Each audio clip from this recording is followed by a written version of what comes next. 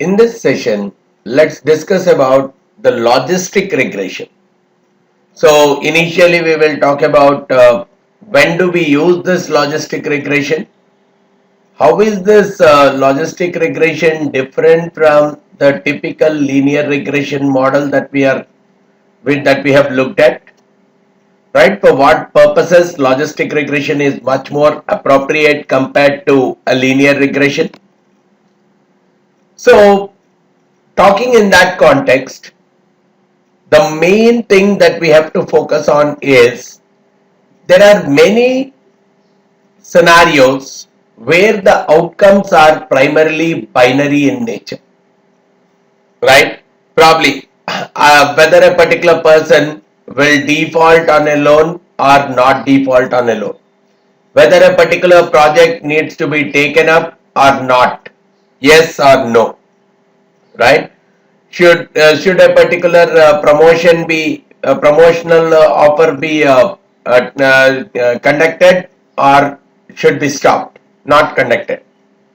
So there are so many aspects where we might want to get into the understanding of the binary outcomes, where the possible observed states are only two in number. So whenever our intention is to predict these binary outcomes, though we say I can use a linear model by taking 1 and 0 as the dependent variable values, and after that I can do a linear combination of the features. But generally it doesn't make much of a sense using a linear model, especially when my outcome is binary in nature. When your outcome is more and more of quantitative kind of an outcome, when you want to really predict a quantitative variable, then linear regression could be a much better choice. But if your outcome is a categorical variable, and that too within that more and more of binary kind of an outcome exists, then it says that linear regression, though you can use it, but it will have a lot of limitation. So just to understand that, let me try looking at using the linear regression for modeling this, and let's see what typically happens here. So for that I'm using this data set on diabetes. Right, let me see what this data set is all about. I'm looking at the dim of it to understand the structure. There are 600 rows and 7 columns in this data. I can look at the head of it to understand what it contains. Sorry, it is diab. So I'm looking at the head of it. Okay, the number of months of pregnancy, glucose, the blood pressure, the mass, pedigree, age, and diabetes actually containing positive or negative kind of stuff. So diabetes is more like a dependent variable, which is either positive or negative, and all the other 6 I'm calling them as predictors of diabetes. So this is what is the model I really wanted to build. So if I look at the class associated with the diabetes column, so I'll say diab dollar diabetes. Just to check the class, it's a factor. So the levels of it would be 1 and 2. So if possible, I can make them 1 and 0. So I'll say diab.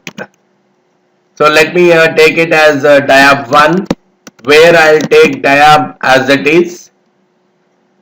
But this time I'll try to replace this positive and negative with 1 and 0 in this. That's the reason I have taken a separate variable called diab 1. So what I'll do is diab $1 diabetes, I'll replace it. What is that I'll replace it with? If else, I'll use a simple if else function, right? Diab $1 diabetes is equal to POS. If it is positive, then I will set it equal to 1. So I'll say if else this is positive, then I'll set it equal to 1. Otherwise, I'll set it as 0. So because of that, now if I look at my diab 1, I'm getting it something like this. Okay, diab 1 is 1s and zeros. Got it. Now I want to build a linear model, right? Just checking all these things. So this is where I can use LM function. So I'll call it diab1 underscore LM, a linear model. So diab1 underscore linear model, I'll use LM function where I'll take diabetes as my dependent variable and all the other variables as independent. So I'll remove the dot, but let me just check if there are NAs in the data, right? So that's where just let me confirm it. Diab1, I'll do a NA dot omit just to make sure that my NAs don't trouble me later. Right, I'm making sure NA dot omit. Based on that, let me just check dim just to see. Yeah, there are some NAs, so that's where I could see only 564 rows are being considered now. Means there could be some NAs in the data. That's all right. Now we are able to remove some of the variables, some of the data points. So now based on this, let me try to build a model. So let me call it as diab1 underscore LM, which is a linear model. I'll use the LM function where the dependent variable is diabetes, independent variable is all of them. And the data now I will set it equal to diab1. So this is the data with which I am building the model. So this is what happened to be my diab1 underscore LM. I can very well conduct a summary of this diab1 underscore LM to understand the model. So I could see here, right, we have interpreted a lot about the linear regression, but just putting it here, I got the pregnant, the p-value of it is less than 0.05, which means the pregnant is more or less an important factor in predicting the diabetes, the months of pregnancy. Similarly, the glucose levels, the p-value is less than 0.05, but probably the blood pressure is not looking anywhere as an important predictor here, because the p-value is looking almost 1, much greater than 0.05. So I cannot consider this as a variable. Mass, yes, less than 0.05, and even the pedigree is looking less than 0.05, but again the age is not, the p-value for the age is nowhere looking less than 0.05, so even the age is not a significant variable. So overall it looks like except pressure and age, all others are comfortable variables in terms of predicting the presence of diabetes using this model, linear model. Overall R squared of the model looks like around 30.65%. Adjusted R squared is 29.9. The standard error is coming out to 0.397. So overall the model is a good model because the overall p-value is less than 0.05. So understanding the fitment of the model, it looks like a good model itself. But now what is the gap? Let me take the fitted values for this particular model. Right, I can very well predict this model back onto my existing data to see the fitted values. Now this is where when I do a fitted values, so if I know how to use the fitted values, first let me take the structure of this LM function, right, just to see how to retrieve the fitted values. So you could see here I can get $fitted dot values. Right, when I see $fitted dot values, I can retrieve the fitted values. So I'll say diab 1 underscore LM $fitted dot values. I can get the fitted values. I could see these are the fitted values. But some things that we notice about the fitted values, some of them are negatives, some of them have gone above 1. So there is literally no range to these fitted values. Not necessary that they lie between 0 and 1. They can be any value. So there is really no limit associated with these values. So that's where we say linear regression model, though we can use it because the model can still execute it, but the meaning of that model becomes more and more difficult, especially because the outcomes, there is no boundary to those outcomes. I can literally get values in any kind of a region. Now this is where there is an improvisation over the linear model, and that is what we are calling as the logistic model, logistic regression. For those kind of outcomes which are binary in nature, I can very well use the logistic model much more appropriately compared to a linear model. Now, let's try to understand what goes into this logistic regression model. The major theoretical concept here is we are trying to build a relationship between the probability of an outcome, right? The probability of some a person getting a diabetes, if I have to talk from our examples perspective, the probability of a person getting diabetes is linked to an exponential function of a predictor variable. Right? It is linked to an exponential function of a predictor variable. So this is what you can call it as an equation. The probability of a person becoming a diabetes, if I write it like this, e to the power of Vx divided by e to the power of Vx plus 1, I can get it into the denominator. So 1 by e to the power of Vx plus 1 by e to the power of Vx, expand it, 1 by 1 plus e to the power of minus Vx. Now this is what we are calling as the other form of, so the probability of a particular person getting a diabetes, I am linking it to an exponential function of the predictor variable. So this is a predictor variable for me. The Vx is a predictor variable. I am linking the probability to an exponential function of the predictor variable. So here what is that I am doing? I am directly modeling the probability or proportion. And we know probability or proportion always lies between 0 and 1. So there is no way the output can go below 0 or output can go above 1. So the range of outcomes that are going to come are primarily restricted to the area of 0, 1. Whereas LM function, which we have already seen just now, that limits are not present when I am using the linear modeling kind of a function. So this is the major thing. The outcome that we are looking at is Y. A person getting a diabetes is the outcome, and its likelihood, right? What is the probability that a person will get a diabetes?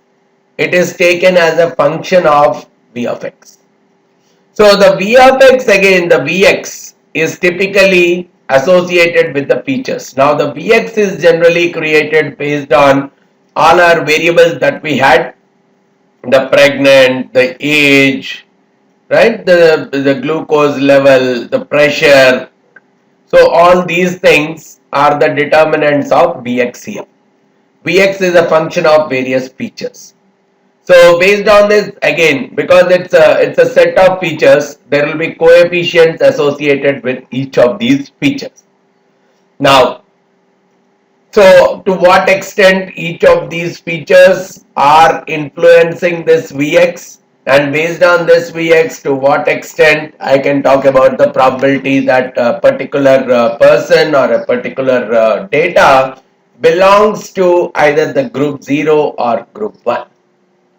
So whatever the formula that we are applying, we will get the output in the range of 0 and 1 itself.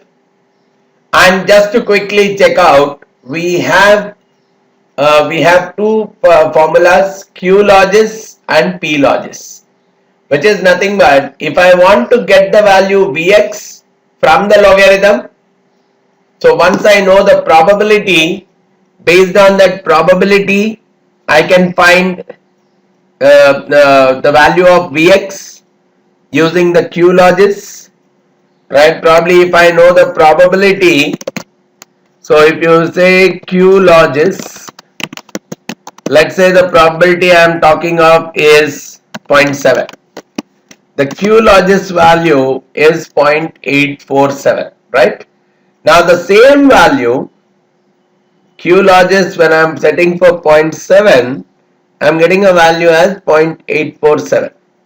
Look at it like you take the logarithm, of zero point 0.7, right? You take the logarithm of 0.7 divided by 1 minus 0.7, right? Log of p by 1 minus p. Now if you do that, it's exactly 0.84. Similarly, if you do Q logis of 0.9, it is 2 points. So the Q logis value, which is the Vx value, there is no limit to this Vx value. Vx value need not lie between 0 and 1. Right? Q logis is given to be this much, which means the logarithm of 0.9 divided by 1 minus 0.9 is 0.1. So this is again, so the Q logis is a function which will compute my Vx value based on the probability value, and P logis is a function which I give the reverse way. I give this number, it gives me the probability. From the Vx, I will get the probability using the P logis, and the way I typically compute it is I can directly give e to the power of, so it works out like this, e to the power of Vx divided by e to the power of Vx plus 1, or 1 by 1 plus e to the power of minus Vx. So I can very well do 1 by 1 plus e to the power of minus, I take this. Even this should give me the same answer for me. 0.9. So either of the ways, but we have to be very comfortable that if I have to find out my function, right, if I have to find out my likelihood based on a function of Vx, if I want to find out my function of Vx, I can take it from the probability using the Q logis, and if I want to compute the probability based on the Vx function, I can use P logis. So that's one part. Of course, now the major part for us is how do we really use this on our data set. So this is where we are going ahead. So here we'll talk about fitting a logistic regression model. Now the kind of function that we are using, it would be fitted as a generalized linear model. It's not a simple linear model LM. We are using a general linear model GLM.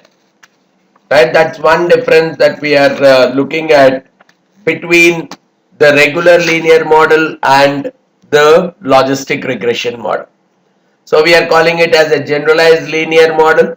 The concept is more or less similar to linear regression, but a few things. When I am using GLM, the dependent variable need not be normally distributed. Whereas when you are using linear modeling, we have very clearly made that the dependent variable should be normally distributed, and in case it is not normally distributed, I try to do some kind of transformations on it, right? Either the simple log transform or probably the box-Cox kind of transforms. I do some kind of transforms on it to try to make it normally distributed, right? So because of that, it is not necessary that GLM will do the job only for quantitative variables. GLM can be used for counts of data. I can model the data counts. I can model the time intervals. I can model the binary variables, or I can even model the quantitative variables. Now, so these are the different kinds of outcomes that I can monitor. If I'm talking about quantitative variable, it's more like a linear regression. If I'm modeling binary variables, it's a binary logistic regression. If I model time intervals, we have something called survival analysis. If I am modeling the data counts, we have something called Poisson regression. So different kinds of outcomes can very well be modeled using the GLM. GLM is one single function where different kinds of models can be created. So all the predictors, they can be normally distributed, right? My independent variables that I am considering, they needs to be normally distributed, but my outcome variable need not be normal distributed. That is the major thing here.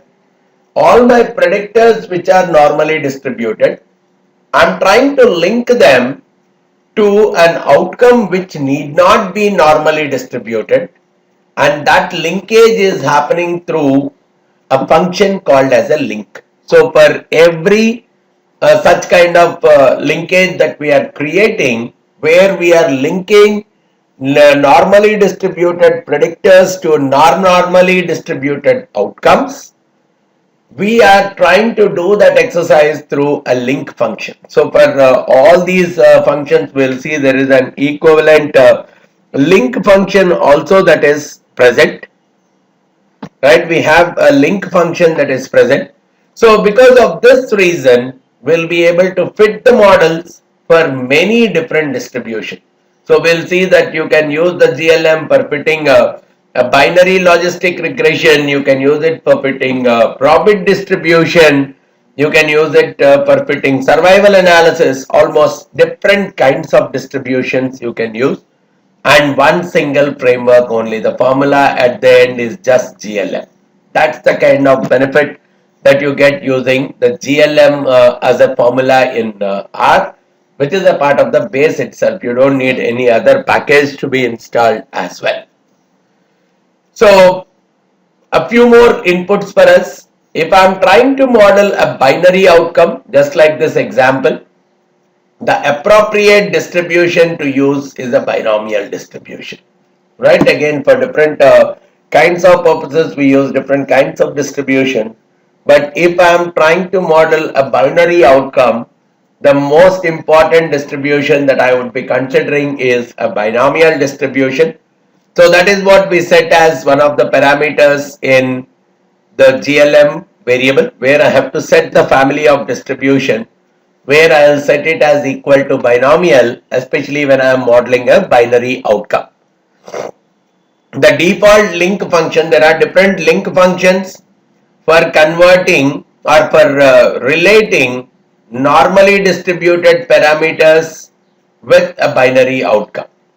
So one such link function is called as a logit, which is what is the basis for logistic regression. But similarly, we can have another link function called probit as well. Logit is the default link. Otherwise, if I want it explicitly, I can even set the link as probit as well. And when I am giving the general linear model, I have to give this kind of a syntax. So let's apply the GLM for our data. So I'll call it as diab1 underscore GLM, wherein now I will take the variable, the formula as GLM, wherein I am taking diabetes as my dependent variable. I'll take everything else as my independent variables, and the data that I am considering is diab1, and the family I have to specify, which is my binomial family. So I don't need to specify the link inside that, right? If I mention the link also inside it, it becomes I mean, the default is logit, so I don't really need to mention it. But if I really have to change it to something else, then better I can have to say in the bracket of binomial, I'll set the link equal to probit or something else. Right? Now, when I run this model, the DAB1 GLM, so this is how the model is coming out. I can take the summary of this particular model now. I'll take the summary of this model. Okay.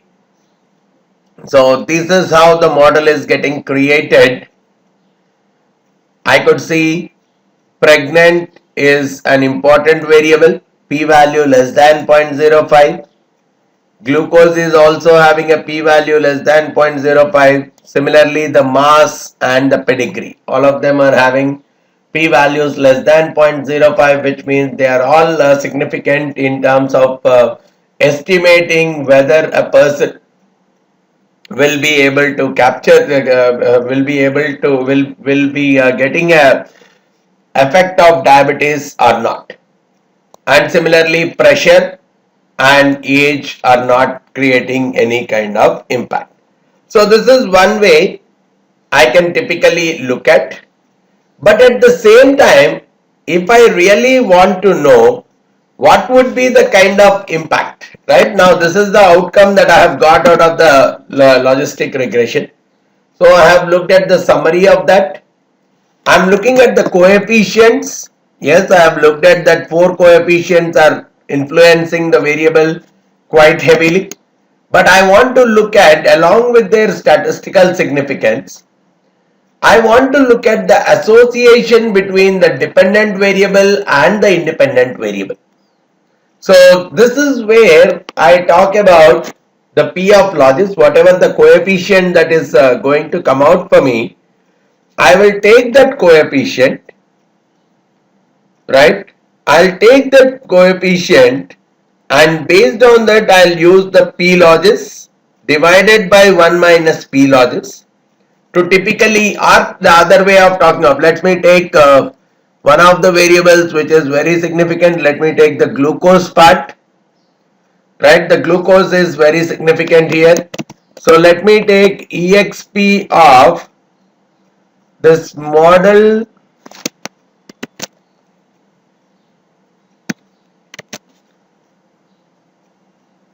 if I take the ESP of this particular model dollar coefficients, for each of the coefficients I want to take the exp values.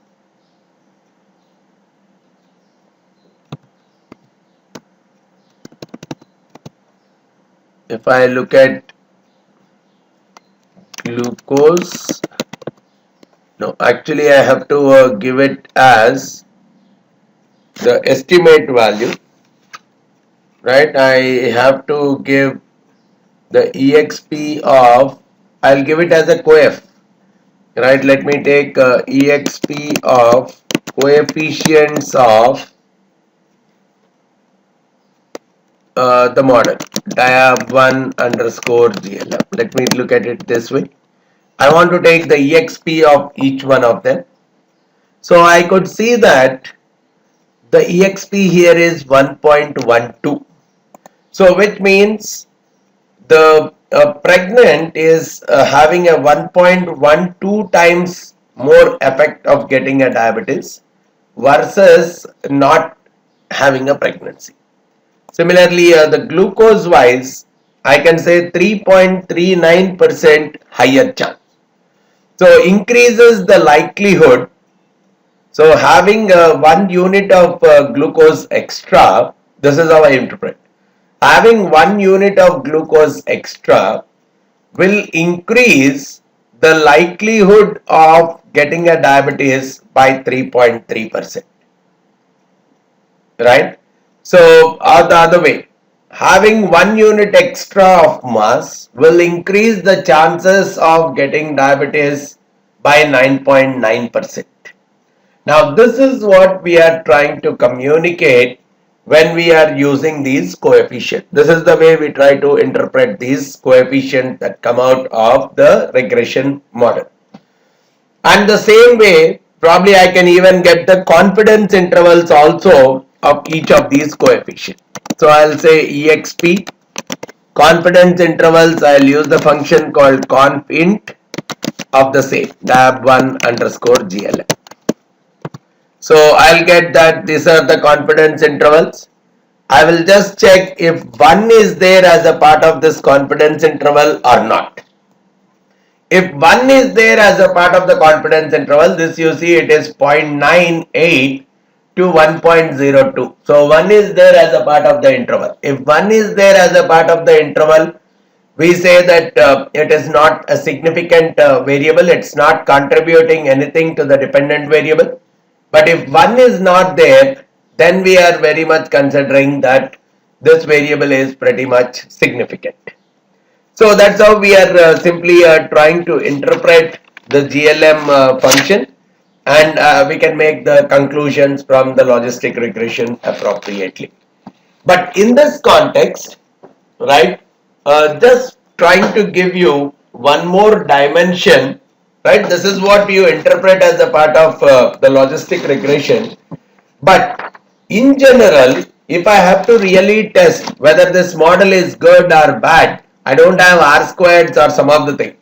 Now it is in this context, I suggest a slightly different way of testing. So we have how many records here? Let me just check what is the records I have. Tab 1 is 564 records are there. Now what I want to do is I want to break this data into two parts. This you can use for any kind of a model. Approximately 70% of it and 30%. So if I am looking at 70% out of this, probably let's say 400, right? So and the remaining 164. I'll call this 400 as a training data and this 164 as a testing data. So let me find out what is the 70% of 564, approximately 394, 395. So let me take it as 400. So this 400 I'll call it as training data. The remaining 164 I'll call it as testing data.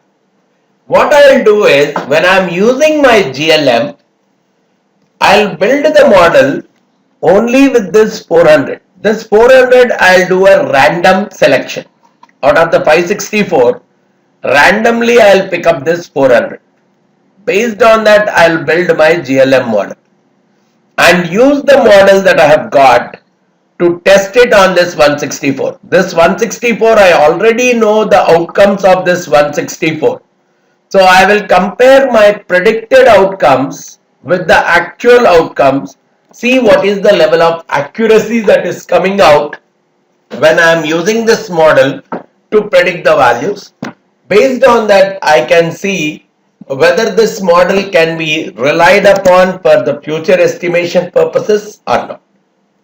Right? Probably this is the process you can use for verifying any of the models. That is one best way of doing a model verification.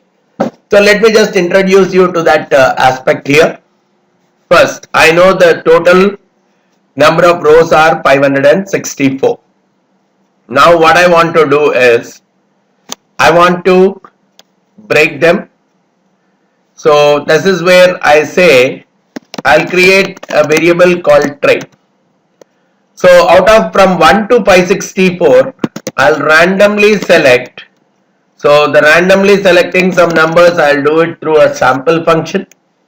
So 1 to 564, out of this 1 to 564, randomly select some 400 values, right, without replacement. So that's where I can set false. I can call replace equal to false.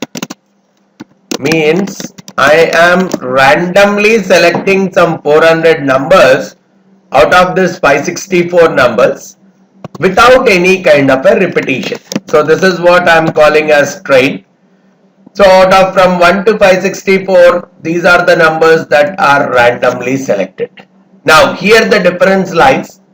If I want the same set to be used again and again for different kinds of purposes so that I can compare multiple models, I can set a seed. So some number, let's say I set a seed as 100. and after that I'll do my train. Now whenever I set the same seed as 100, I'll get the same set of random numbers coming out. So this is where I can very well use the same set of numbers for doing any kind of comparative checks for different kinds of tests, so that random variations will not give me a bias in terms of going in favor of a particular model. So I have taken, this is my training data. Now these are the rows that should be included as a part of my training data. The remaining all should go as a part of my testing data, right? Now we will start building a model only with this training data. So let me call it as diab underscore glm1 or diab1, right? So let me take diab1 underscore glm1, because this time I am building the glm with only this part. So the variable for me is still diabetes, is my dependent variable. Independent variables are everything, but this time the data for me is changing. Data is only diab1.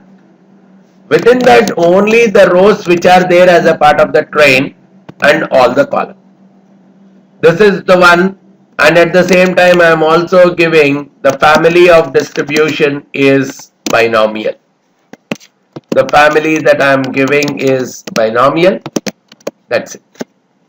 So this is the kind of input that I'm, okay, family is binomial. This is the input that I'm giving to my model. Right. So now if I look at the summary, all this is still the same. So I'll say diab1 underscore glm1. So this is how the summary is coming out. Pregnant is having this much of impact, glucose is having this much, right? Mass is having also a significant impact along with pedigree. Obviously pressure and age are still not influencing the variable. So more or less things look like the same. See, in case of binary logistic regression, even this is a better measure of doing the comparisons. AIC, Akaike information criteria, the lesser it is, the better is the model. So in this case, we got it as 373.25, fair enough. But the other way I am trying to look at it is, now that I have the model here, I will use this particular model, diab1 underscore glm1, to do the fitment to my testing data. So that is where I'll call predict underscore glm1. I'm doing a prediction, right? So I'll use a function called predict for that. Predict is a function which is again a part of the base R, which will do a prediction based on the model. So I'll do a predict, and the model that we are giving as an input is diab1 underscore glm1. That is the model that we are giving. The new data, I have to give a new data as another input. So the new data for me here is diab1, and the subset of that diab1 here is minus train and all the column. Minus train is not including. So the new data is diab1 minus train, and I can very well say the type of it, let it predict the class. Class is, it will categorize it into 1 or 0. Okay, I think here instead of class it should be either link or response or term. So let me take it as response, not the class. I want to have the response, which is the grouping of it either as 1 or 0. So I'll get now, if you look at pred underscore glm1, you will get for each of those the probabilities that they belong to each one of the groups. The probability of belonging to each one of the groups is what is typically being predicted. Now I can typically set pred underscore glm1. I'll simply put a simple function if else. If else spread underscore GLM1 is less than 0.5, I'll set it to 0, otherwise I'll set it to 1. Now based on this I can find out spread underscore GLM1. Spread underscore GLM1, now it gives me 1 0 for all those records that have not been included.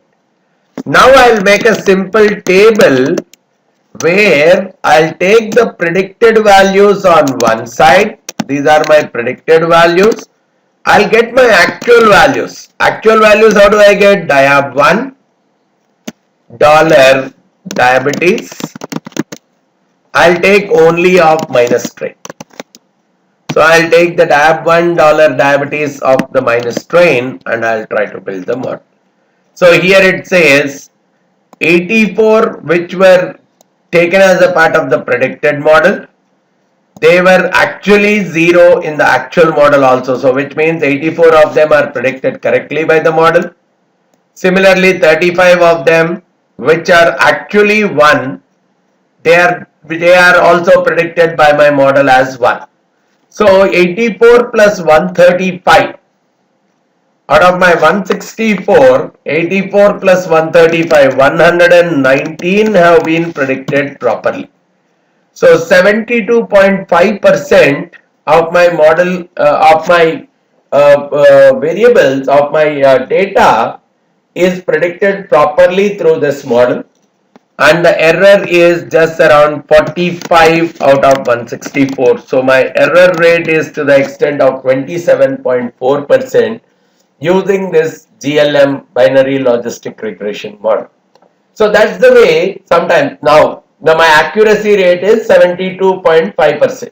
Now I can think of if I can improve the accuracy rate by using some other kind of mechanisms on the same data. So this is one way, even if I don't know whether I should look at R squared or any of the other measures, I can simply use this kind of a measure where I'll take a testing data. On that testing data, run this model that we have created using the training data, and based on that try working out what is the proportion of the accuracy that we have got by using this particular model.